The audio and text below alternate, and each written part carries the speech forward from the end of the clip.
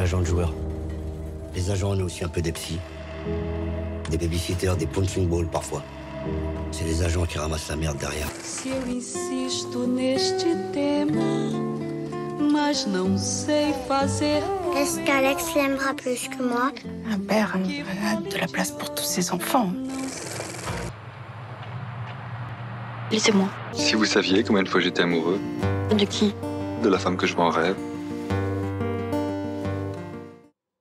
Bonjour et bienvenue dans ce nouveau numéro de À l'affiche 100% cinéma. Au menu aujourd'hui, un agent de footballeur dans la tourmente avec Jamel Debbouze qui mène le jeu, un père endeuillé incarné par Pio Marmaille qui sonde les mystères de l'attachement et la restauration et la ressortie d'une œuvre oubliée signée Robert Bresson. On en parle avec Thomas Borez, notre chroniqueur cinéma. Bonjour Thomas. Bonjour Axel. Très heureuse de vous retrouver. Moi aussi. Alors on commence avec Mercato de Tristan Seguela avec Jamel Debbouze en agent de joueur de football dans la tourmente. Voilà, et pour celles et ceux qui ne seraient pas familiers avec le langage sportif, sachez qu'un mercato est une période donnée durant laquelle eh bien, les clubs peuvent faire donc leur marché, leur mercato, et s'acheter, se revendre ou se prêter même des joueurs. Alors ces transferts génèrent surtout dans le football européen des sommes délirantes et elles sont donc orchestrées par des agents de joueurs. Alors l'agent de joueurs de ce film, c'est évidemment Jamel Debbouze, il s'appelle Driss et on le voit en fait directement sur la brèche et dans la dèche. En fait, il est rançonné par des associés véreux qui lui réclament une forte somme d'argent. Donc Driss a quelques heures seulement pour organiser le transfert d'un ou plusieurs de ses joueurs pour réaliser ainsi une plus-value et rembourser ses dettes. Le compte à rebours est donc lancé.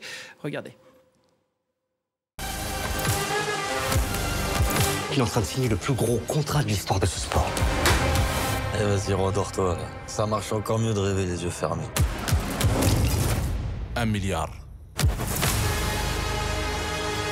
Laissez-le jouer ce soir. Je bougerai pas pour Bentarek. Vous avez sa vie entre vos mains. Pas un match, un championnat ni une saison. Sa vie. Et la mienne avec. Alors on a vu Jamel Debbouze, il est dans un rôle plus sombre que d'habitude, différent. Est-ce que ça lui va bien ? Ça lui va bien, il est vraiment, et c'est une prestation très sérieuse, on a envie de dire, au sens premier du terme, il est même très juste, de bout en bout, dans tout au fil du récit. Contrairement au film, en fait, c'est un film qui assume son côté très littéral, et on va dire très premier degré. On a ainsi l'impression, en fait, d'un condensé en 1h30, de tout ce que ce métier d'agent permet de révéler du foot business. Alors au choix, trafic, pot de vin, extorsion, voire intimidation. Donc la mise en scène de Tristan Seguela, nerveuse, j'ai envie de dire par devoir, cherche donc à illustrer au mieux ses attendus, quitte à s'asseoir, il faut le dire quand même, dans le cliché, parce que c'est vrai qu'à foncer comme ça, tête baissée dans les attendus narratifs, le film se vide peu à peu de sa substance. Alors oui, l'économie du foot, on le sait, c'est un miroir à peine déformant du néolibéralisme triomphant.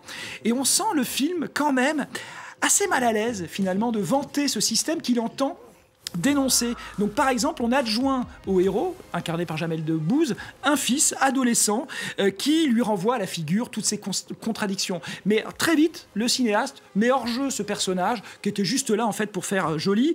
Certains spectateurs et spectatrices auront peut-être reconnu d'ailleurs dans le rôle de cet adolescent l'enfant qui jouait dans Anatomie d'une chute.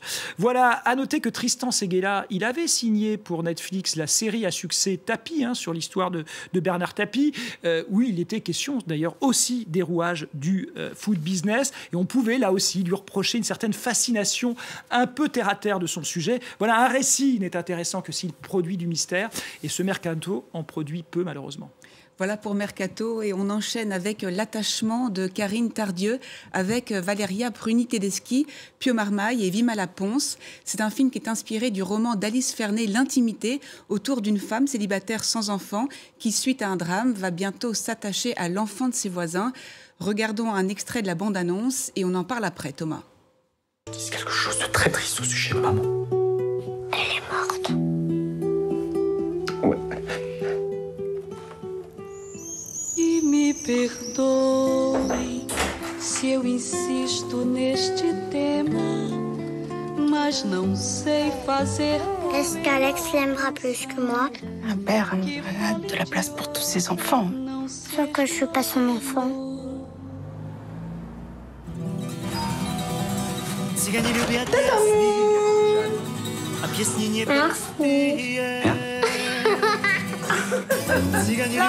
Anna est de retour. Voilà, alors on a envie de dire que c'est un film qui vaut surtout pour ses actrices et ses acteurs, et que c'est par eux, en fait, finalement, que cette histoire très littéraire, on l'a dit, c'est adapté de fait d'un roman, peut prendre et apporter autre chose que l'enchaînement des péripéties du récit.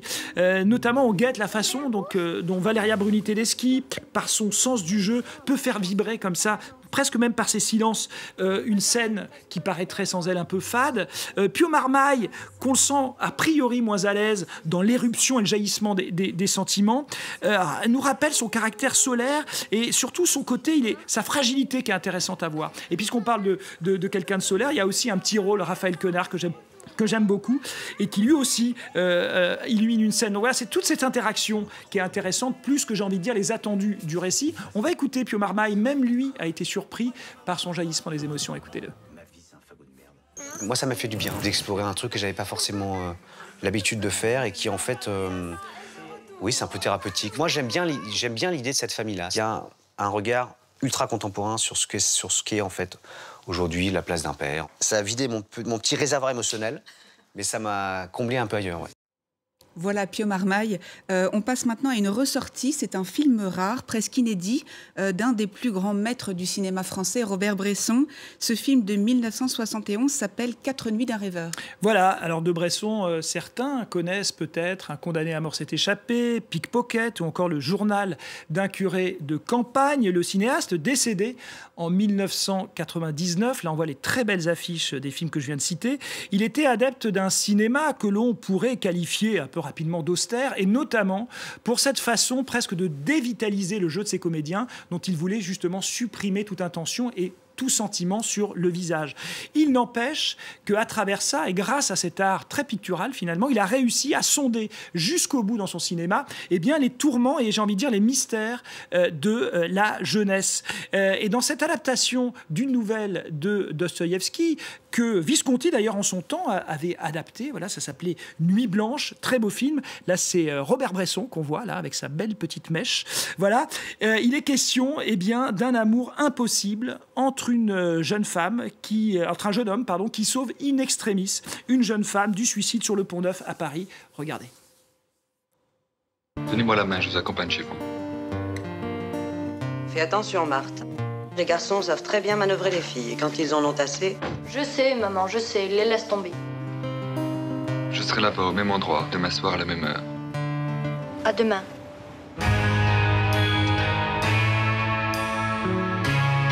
Vous savez pourquoi je suis si contente? Je vous aime parce que vous n'êtes pas tombé amoureux de moi. Marthe.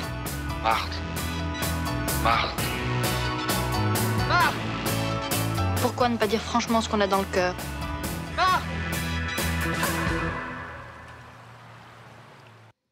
Et qu'est-ce qui rend cette résurrection aussi importante, Thomas ? D'une part, c'est qu'elle permet presque de clore tout le corpus de Robert Bresson. Il manquait toujours ces 4 nuits d'un rêveur qu'on a longtemps cru à tort que c'était un film mineur et que son relatif oubli était dû à sa faiblesse. D'où le choc quand on l'a découvert d'abord à Cannes Classique au Festival de Cannes en mai dernier.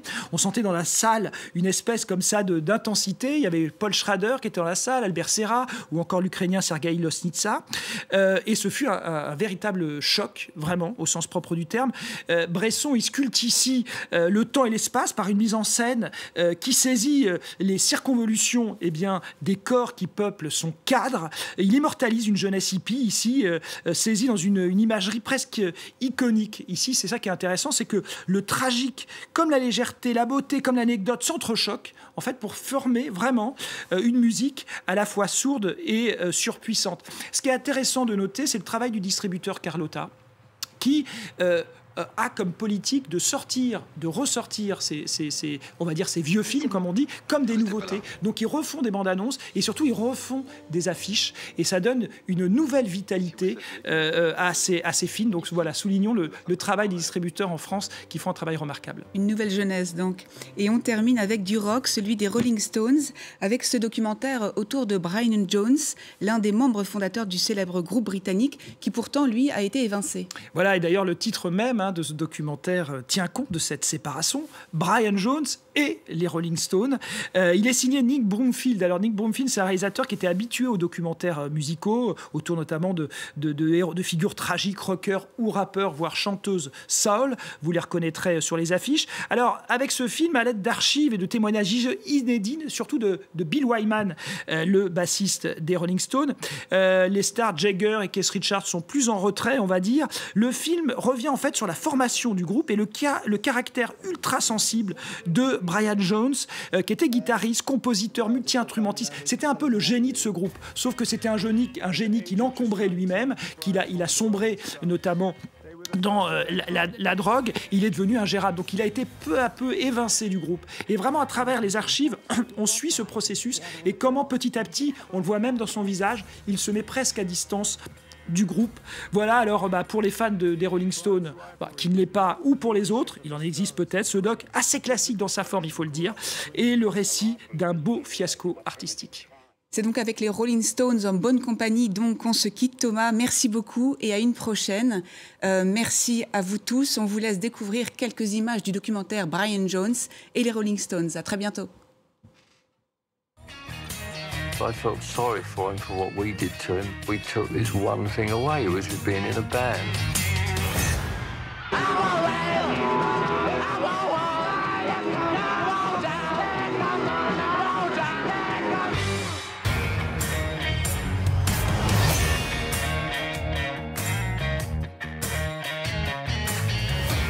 If you had it to do all over again, do you think you'd go the same route again as far as, now that you realize the demands that are put on you as a tremendous success? I'd do it 100 times over if I could. I love it.